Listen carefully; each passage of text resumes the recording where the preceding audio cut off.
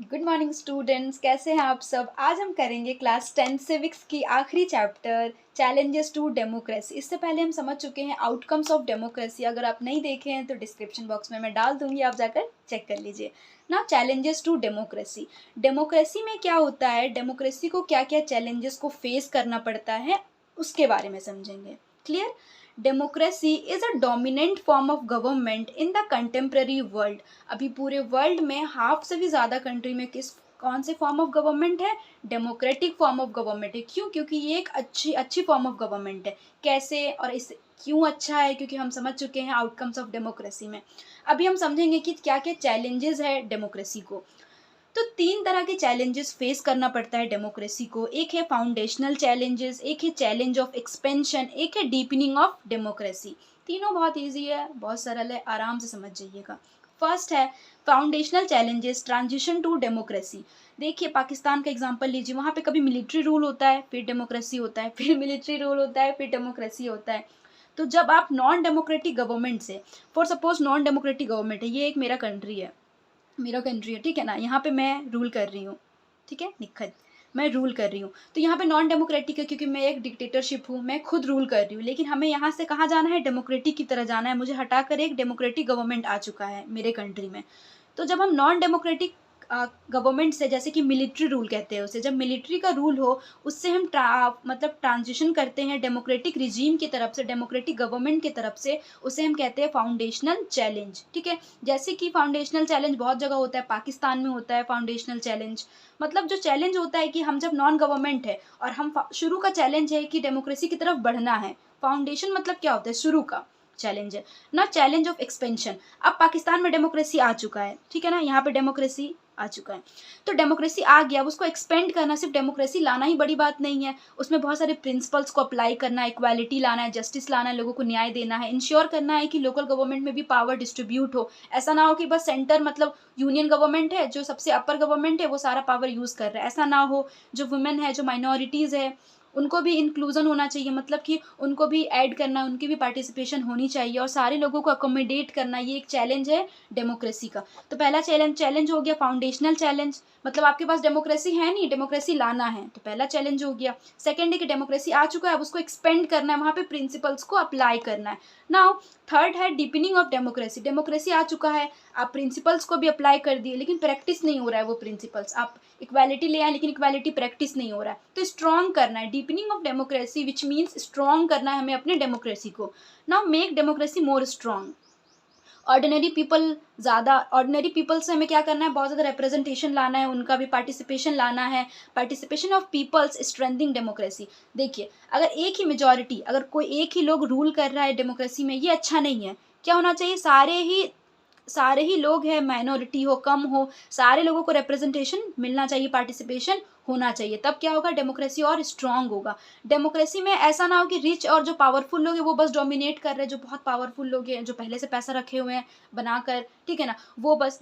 For example देखिए, India में क्या था, 1947 के बाद हमारे पास क्या हो गया था कि अंग्रेज चले गए थे, ब्रिटिशर्स चले गए थे। तो हमारे पास फाउंडेशन चैलेंज था कि हमें फाउंडेशनल चैलेंज था कि हमें डेमोक्रेटिक गवर्नमेंट लाना है। तो हमारे प्राइम मिनिस्टर जवाहरलाल नेहरू और भी हमारे जितने भी मिनिस्टर्स थे, वो सारे लोग बात की और फाउंडेशनल चैलेंज हम पार कर लिए। फिर हमें आया एक्सपेंड करने का, तो हम इक्वालिटी लाए, लोगों के बीच में जस्टिस लाए। फिर हम डेमोक्रेसी को और डीप डीप किए। जैसे कि हम ऐसा नहीं किए कि जो पावरफुल लोग हैं वही बस डेमोक्रेसी में आ रहे हैं और रूल कर रहे हैं, नहीं।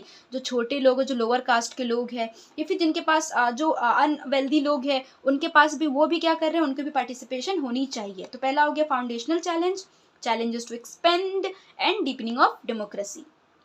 तो फाउंडेशनल चैलेंज कौन कौन सी कंट्री में है, श्रीलंका में था फाउंडेशनल चैलेंज, पाकिस्तान में अभी भी है, बेल्जियम में चैलेंज ऑफ एक्सपेंशन है, ठीक है ना। बेल्जियम में डेमोक्रेसी था लेकिन एक्सपेंशन का चैलेंज था, मतलब कि वहाँ पे पावर को कहाँ शेयर करना है, कैसे एक्सपेंड करना है, इसका चैलेंज था। जैसे कि चाइना में भी, सऊदी अरब में भी, यूएस में भी यही प्रॉब्लम था, डीपनिंग ऑफ डेमोक्रेसी, मतलब और स्ट्रॉन्ग करना है डेमोक्रेसी को। तो ये आपके एग्जाम्पल्स है, ये एग्जाम्पल याद कर लीजिएगा कि फाउंडेशनल चैलेंज कौन से कंट्री में है, चैलेंज ऑफ एक्सपेंशन कहाँ पे है, कहाँ पे था, डीपनिंग ऑफ डेमोक्रेसी किस कंट्री में था, ठीक है ना।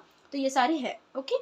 Now thinking about political reforms. अब चैलेंज है, अब चैलेंजेस है, मतलब कि अगर मैं बोर्ड्स दे रही हूँ इस साल 2024 में, 2024 में मेरा बोर्ड्स है, चैलेंज है मेरे ऊपर, लेकिन हमें चैलेंज के लिए कुछ सॉल्यूशन भी तो चाहिए। चैलेंज है तो बैठे थोड़ी रहेंगे कि हाँ मेरे पास चैलेंज है, सॉल्यूशन चाहिए, रिफॉर्म्स चाहिए कि कैसे हम बोर्ड्स में अच्छा स्कोर कर सकते हैं, अपनी एक प्लान बनाएंगे, ठीक है ना। उसी तरह हम पॉलिटिकल रिफॉर्म्स कर सकते हैं। पॉलिटिकल रिफॉर्म्स क्या होता है, चैलेंजेस है तो हमें रिफॉर्म्स करना है, तो उसे ही हम पॉलिटिकल रिफॉर्म्स कहते हैं। पर ऐसा नहीं है कि जितने सारे कंट्री, इंडिया में अलग प्रॉब्लम है, पाकिस्तान में अलग प्रॉब्लम है, श्रीलंका में अलग प्रॉब्लम है, फ्रांस में अलग प्रॉब्लम है, तो सबके अपने अपने चैलेंजेस है, तो सबका जो दवा होगा, जो मेडिसिन होगा, सबका अलग अलग होगा। अगर किसी को जुकाम है और किसी को फीवर है तो मेडिसिन अलग होगा ना, एक ही मेडिसिन से तो काम नहीं चलेगा ना। उसी तरह हम क्या कर सकते हैं, अलग अलग पॉलिटिकल रिफॉर्म्स कर सकते हैं। फाउंडेशनल चैलेंज के लिए अलग पॉलिटिकल रिफॉर्म्स कर सकते हैं, चैलेंज ऑफ एक्सपेंशन के लिए। तो जितने भी प्रॉब्लम्स है, जितने भी चैलेंजेस है, सबके लिए अलग अलग पॉलिटिकल रिफॉर्म्स कर सकते हैं। तो चैलेंजेस नेशनल लेवल में भी हो सकता है कि पूरे कंट्री में चैलेंजेस है, या फिर कोई एक स्टेट में ही कोई चैलेंज होगा, कोई स्टेट में, या फिर लोकल लेवल में पंचायती राज में अगर कोई प्रॉब्लम हो, कोई चैलेंजेस हो, तो उससे हम अलग रिफॉर्म्स करेंगे। तो सबका अलग अलग दवा है, नेशनल लेवल का अलग दवा है, स्टेट लेवल में हमें अलग रिफॉर्म्स लाना है और लोकल लेवल में अलग रिफॉर्म्स लाना है। तो पहला ये है, तो रिफॉर्म्स हम पहला रिफॉर्म्स हम पढ़ेंगे, ठीक है। तो legal constitutional changes by themselves can not overcome challenges to democracy. हम पॉलिटिकल रिफॉर्म्स करने के लिए पहला ये कर सकते हैं कि हाँ बस लिख देते हैं कहीं पे कि लीगली कर देते हैं कि हाँ ये करना गलत है, ये करना गलत है, लेकिन सिर्फ लीगल कॉन्स्टिट्यूशन में हम लिख दिए कि हाँ जो करप्शन है ये बिल्कुल गलत है, इलीगल है, लेकिन करप्शन तो हो रहा है। तो सिर्फ लिख देना बड़ा बात नहीं होता, उसको वो अभी भी हो रहा है। तो ये एक पॉलिटिकल रिफॉर्म अगर हम लिख दिए कहीं पे, ठीक है। Reform must be with in, मतलब हमें खुद में रिफॉर्म लाना है, ऐसा ना हो कि बस लिख दिए। सारे इंडिविजुअल लोग हैं, उनको अपने आप में ही रिफॉर्म्स लाना है कि नहीं ये गलत है, करप्शन गलत है, हमें करप्शन नहीं करना चाहिए। तो पहला ये है कि इस तरह से हम रिफॉर्म्स ला सकते हैं। तो जो डेमोक्रेटिक रिफॉर्म्स कौन कर सकता है, पॉलिटिकल एक्टिविस्ट कर सकते हैं, जो लोग हैं वो आवाज़ उठाते हैं, पॉलिटिकल पार्टीज मूवमेंट कर सकते हैं, ठीक है ना। उसके बाद अवेयर सिटीजन्स, जो सिटीजन्स है वो अगर अवेयर हो जाएंगे इसके बारे में कि सिर्फ कॉन्स्टिट्यूशन में लिख दिया गया है, तो ऐसा नहीं कि बस लिख दिया गया, नहीं, उसको फॉलो भी करना है। तो इस तरह से हम रिफॉर्म्स कर सकते हैं, इस तरह से हम जो डेमोक्रेसी में चैलेंजेस है उससे ऊपर उठ सकते हैं। तो पहला ये था।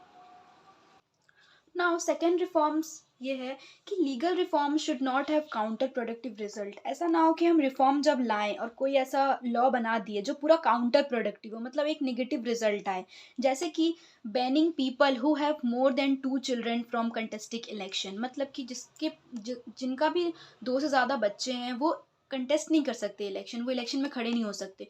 तो ये क्या है कि हम उनके अपॉर्चुनिटी को छीन रहे हैं कि उनका 3 बच्चे या फिर 3 से ज़्यादा अधिक बच्चे हैं, ठीक है ना।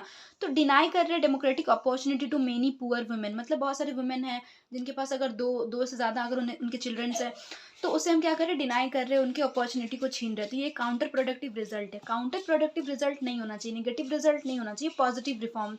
अगर हम रिफॉर्म कर रहे हैं लीगल रिफॉर्म्स, तो वो क्या होना चाहिए, should be positive. Now best laws उन्हें कहते हैं जो लोगों को एम्पावर करता है, लोगों के अंदर अच्छा पावर लाता है, लोगों के अंदर हिम्मत लाता है, लोगों को अपॉर्चुनिटी देता है कोई चीज़ करने का। जैसे कि राइट टू इन्फॉर्मेशन एक्ट, हमारे पास राइट टू इन्फॉर्मेशन एक्ट है, जिससे क्या है कि हम इन्फॉर्मेशन ले सकते हैं कि क्या हो रहा है गवर्नमेंट प्रोसीजर में, गवर्नमेंट में कैसे कैसे बातें हो रही है, ठीक है ना। तो इससे क्या होता है, लोगों को एम्पावरमेंट होगा, लोग एम्पावर होंगे। इस तरह के लोग, मतलब जो लॉ बनता है, कानून बनता है, इससे क्या होगा, करप्शन कम होते जाएगा। अगर हमें आरटीआई एक्ट के बारे में पता होगा तो हमारा क्या होगा, करप्शन कम होगा। तो ऐसे लॉज बनाना चाहिए।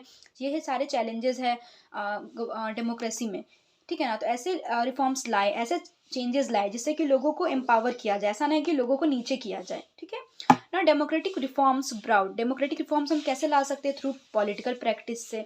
मतलब कि जो political practice should be strengthen, मतलब कि जो पॉलिटिकल प्रैक्टिस है, जैसे कि जो लोग हैं पॉलिटिकल पार्टीज या फिर कोई पॉलिटिकल पार्टी है, वहाँ पे जितने भी लोग हैं, वहाँ पे सपोज करें जो सिटीजन्स है उनका ज़्यादा, जो लोअर सिटीजन्स है उनका ज़्यादा पार्टिसिपेशन नहीं है।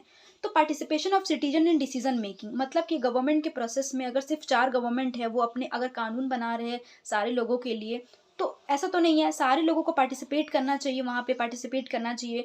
और डिसीजन मेकिंग में कि देखिए डिसीजन उनके लिए लिया जा रहा है, तो सिर्फ मिनिस्टर्स बैठ के डिसीजन लेंगे तो चलेगा नहीं, और भी सारे लोग होने चाहिए, कुछ पार्टिसिपेशन होना चाहिए, ठीक है ना, सारे सेक्शन के लोगों का पार्टिसिपेशन होना चाहिए, इस तरह से हम रिफॉर्म्स ला सकते हैं। तो पॉलिटिकल प्रैक्टिस कर सकते हैं, जैसे कि हम पार्टिसिपेट कर सकते हैं डिसीजन मेकिंग में, तो ये हो गया थर्ड, इस तरह से हम रिफॉर्म ला सकते हैं। ना fourth, any proposal for political reforms should think not only about what is good solution but also think who will implement it and how. सिर्फ ये नहीं सोचना कि हाँ ये प्रॉब्लम्स है चलो ये सॉल्यूशन कर लेते हैं, कैसे उसको करना है, कब करना है, कौन करेगा, ये भी सोचना पड़ता है, ठीक है ना, ये भी एक चैलेंज है। जैसे कि कोई भी, जैसे कि एक चैलेंज है हमारे पास डॉक्टर एब्सेंटिज्म, ठीक है ना, डॉक्टर बहुत ज़्यादा एब्सेंट करते हैं। देखिए जो जो गवर्नमेंट डॉक्टर्स होते हैं उन्हें रूरल एरियाज़ में, फॉर एग्जांपल एक रूरल एरिया है, गांव है, वहाँ पे एक गवर्नमेंट डॉक्टर है, उसे वहाँ पे मतलब वहाँ पे government as a government servant रख दिया गया, गवर्नमेंट, ठीक है ना, डॉक्टर, गवर्नमेंट डॉक्टर, वहाँ पे उनको मिल गया है जॉब, तो उनको वहाँ काम करना है, लेकिन वो क्या कर रहे हैं, शहर में, दूर में शहर में आकर एक अपना क्लिनिक खोल देते हैं, यहाँ पे बस कभी कभी हफ्ता में एक दो बार बस मुंह दिखाने चले जाते हैं, और फिर शहर आ जाते हैं, और शहर में क्या करते हैं, वो शहर में क्लिनिक चलाते हैं और बहुत ज़्यादा फीस रखते हैं और अपना प्राइवेट काम करने लगते हैं, तो ये गलत है। और गांव में क्या हो जाता है, डॉक्टर बहुत ज़्यादा एब्सेंट करने लगते हैं, ये एक प्रॉब्लम है, एक मुद्दा है। तो इसे हम कैसे रिफॉर्म कर सकते हैं, तो इस तरह से रिफॉर्म कर सकते हैं कि हम रैंडम रेड कर सकते हैं, अचानक से चले जाओ विलेज, देखो डॉक्टर नहीं है, तो एनुअल रिपोर्ट कर सकते हैं, जो वहाँ पे विलेज का जो भी हेड होगा वो एनुअल रिपोर्ट हमें दे सकता है कि हाँ यहाँ पे डॉक्टर कब कब आते हैं, कब नहीं आते हैं, तो इस तरह से हम कर सकते हैं सॉल्यूशन। सिर्फ सॉल्यूशन करना ही बड़ा बात नहीं होता है, कैसे करेंगे वो भी करना बड़ा बात है। सिर्फ बोलने से नहीं होता है कि हाँ रिफॉर्म्स लाना है, रिफॉर्म्स लाना है, रिफॉर्म्स कैसे लाएंगे, कौन इम्प्लीमेंट करेगा, कैसे होगा, ये भी सोचना बहुत ज़रूरी है। तो ये सारे चैलेंजेस है डेमोक्रेसी में, और हमें इन्हीं चैलेंजेस को पार करके जाना है आगे, और हमें एक अच्छा डेमोक्रेटिक गवर्नमेंट बनाना है। नाउ रीडिफाइनिंग डेमोक्रेसी, पहले समझते हैं डेमोक्रेसी क्या है। Democracy is a form of government in which the rulers are elected by the people. ये सुन सुनकर मैं भी थक गई हूँ, मैं आप लोगों को पढ़ा पढ़ा के भी थक गई हूँ, ये चीज़ आपको पता है, लेकिन अगर हम और एक्सपेंड करेंगे इसके डेफिनेशन को, तो इसे क्या होता है, elected rulers take all decision, जिनको भी हम इलेक्ट करेंगे वो सारे डिसीजंस लेंगे हमारे बिहाफ में। Fair opportunity to people change government, जो हम हैं, हम जैसे लोग हैं, सिटीजन्स हैं, उनके पास अपॉर्चुनिटी है कि वो अगले साल 5 साल बाद गवर्नमेंट को चेंज भी कर सकता है, ठीक है। और लोगों के पास अपॉर्चुनिटी है कि इक्वल, मतलब इक्वल बेसिस पे अपॉर्चुनिटी है, ऐसा ना हो कि किसी एक के पास इतना अपॉर्चुनिटी है, एक लोग के कम है, मतलब सारे लोगों के पास इक्वल अपॉर्चुनिटी होता है डेमोक्रेटिक गवर्नमेंट में। A government limited by basic rules of constitution and citizens right, मतलब कि हमारे पास कुल फंडामेंटल राइट्स 6 है। Right to equality, right to freedom, right against exploitation. तो कॉन्स्टिट्यूशन में जो हमारा संविधान है वहाँ पे हमारे लिए कुछ राइट्स है जो गवर्नमेंट को लिमिट करता है, गवर्नमेंट को रोकता है कि हमारे अगेंस्ट कुछ गलत नहीं कर सकता है, गवर्नमेंट कभी नहीं कर सकता है। अगर गलत किया तो हमारे पास रीट्स है, मतलब हमारे पास अधिकार है, राइट है कि हम कोर्ट में जा सकते हैं कि नहीं गवर्नमेंट हमसे ऊपर चढ़ के हमारे बिहाफ में हमसे अगेंस्ट जाकर लॉ बना रहा है, तो नहीं बना सकता, गवर्नमेंट के पास लिमिटेशन है। कैसे कि गवर्नमेंट को कौन लिमिट करता है, कॉन्स्टिट्यूशन गवर्नमेंट को लिमिट करता है। ये चीज़ आप हमेशा याद रखिएगा कि हम जिनको चूज करते हैं उनको भी तो कोई लिमिट करता है, उनको भी तो कोई पकड़ के रखता है, वो है कॉन्स्टिट्यूशन। लेकिन अगर हम इस डेफिनेशन के बियॉन्ड जाएंगे तो डेमोक्रेटिक राइट्स हमें मिलता है डेमोक्रेटिक गवर्नमेंट में, ठीक है ना। डेमोक्रेटिक गवर्नमेंट में क्या होता है, राइट टू वोट है, सारे लोगों के पास इक्वल राइट टू वोट है, इक्वल फंडामेंटल राइट्स है, हमारे पास फंडामेंटल राइट्स है, right to equality, right to freedom, right against exploitation, freedom of religion, freedom education का राइट्स है, ठीक है ना। Power sharing basis spirit of democracy है। डेमोक्रेसी में क्या होता है, पावर को शेयर किया जाता है, मतलब कि ये सेंटर में भी पावर दिया जाता है, सेंटर में भी पावर दिया जाता है, पावर को शेयर करके स्टेट में भी दिया जाता है, फिर पावर को शेयर करके लोकल में भी दिया जाता है। मतलब कि डेमोक्रेटिक गवर्नमेंट में क्या होता है कि पावर को शेयर किया जाता है, और इस तरह से भी किया जाता है, जो लेजिस्लेचर है लॉ बनाएगा, इसके पास कुछ पावर है, जो लॉ को इम्प्लीमेंट करेगा, कानून को इम्प्लीमेंट करेगा, वो उसके लिए एग्जीक्यूटिव के लिए पावर है, फिर जुडिशियरी का अलग पावर है, ठीक है ना। तो सबके अपने अपने पावर है, डेमोक्रेसी में सबके पास पावर होता है, किसी एक सिंगल के पास पावर नहीं होता है, पावर को शेयर किया जाता है। डेमोक्रेसी में क्या होता है, जो मेजोरिटी लोग है, जो माइनॉरिटी है, सबके वॉइस को, सबके जो विचार है, सबके एस्पिरेशंस को, डिमांड्स को, सबके जो भी सबका इंडिविजुअल का जो भी है, सबको फुलफिल किया जाता है डेमोक्रेटिक गवर्नमेंट में। In democracy not discrimination on the basis of caste, religion, genders, race and etcetera. हम सारे लोग इक्वल है। हम डेमोक्रेसी में क्या होता है, कोई डिस्क्रिमिनेशन नहीं होता, कास्ट के बेसिस में, रिलीजन के बेसिस में, जेंडर के बेसिस में, और रेस के बेसिस में, और एक्सेट्रा। किसी के भी बेसिस में हम कोई जो सरकार है वो डिस्क्रिमिनेशन नहीं कर सकता है, भेदभाव नहीं कर सकता। तो फाइनल आउटकम क्या निकलता है, अभी जो पूरा 1 से लेके 8 तक हम चैप्टर पढ़े, पूरा 10th क्लास का जो ये सिविक्स है, पॉलिटिकल साइंस है, इसका फाइनल आउटकम क्या निकलता है, डेमोक्रेसी एक गुड फॉर्म ऑफ गवर्नमेंट है, ठीक है। भले ही डेमोक्रेसी के कुछ कुछ नेगेटिव इम्पैक्ट्स है, लेकिन फिर भी डेमोक्रेसी एक गुड फॉर्म ऑफ गवर्नमेंट है। तो आज का सफ़र इतना तक ही रहा, पूरा चैप्टर पूरा बुक ख़त्म हो चुका है। अगर आप क्लास 11th में पॉलिटिकल साइंस लेते हैं तो आप फिर मुझसे मिलेंगे, और मैं उम्मीद करती हूँ कि आप अपने 10th में अच्छे से बोर्ड्स को क्लियर करें, अच्छे परसेंटेज अच्छे स्कोर करें, और 10th के बाद 11th में आप अच्छा स्ट्रीम चूज़ करें जिसमें आपको इंटरेस्ट हो। और अगर आपको ह्यूमैनिटीज़ और आर्ट्स में इंटरेस्ट है तो ज़रूर आप आर्ट्स लीजिए, बहुत अच्छा स्ट्रीम है, और इससे आप बहुत सारे आगे बहुत सारा आपको अपॉर्चुनिटी मिलेगा, ठीक है ना। और 11th में अगर आप पॉलिटिकल साइंस लेंगे तो फिर मैं आपको पढ़ाऊँगी। अगर आपको मेरा वीडियोज़ पसंद आता है तो प्लीज़ शेयर करिए ज़्यादा से ज़्यादा, और प्लीज़ सपोर्ट करिए। Keep supporting, keep learning, keep practising. Bye, जय हिंद।